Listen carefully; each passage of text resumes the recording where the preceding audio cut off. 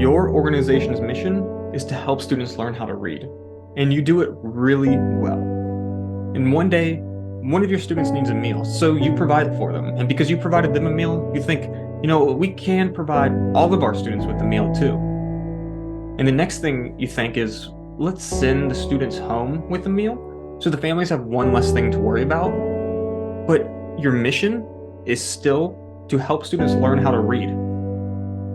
Now, the next thing you know, your funding is starting to dry up. You cut back on the amount of students and families you're providing a meal for, the amount of students you're helping learn how to read.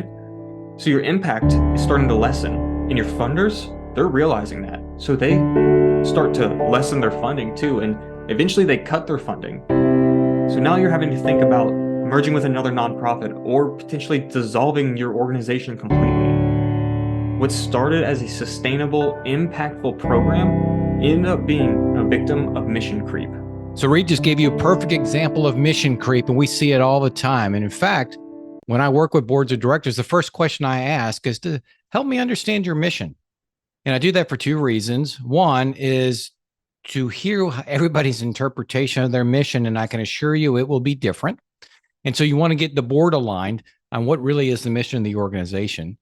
And the second reason is that lays the groundwork for a further discussion, which Reed just touched on, which is mission creep. Invariably, as we're talking about strategic priorities, strategic directions, out of the goodness of their heart, board members will offer up something. We ought to do X, Y, Z. We ought to do A, B, C. And these are all wonderful, heartfelt, impactful ideas.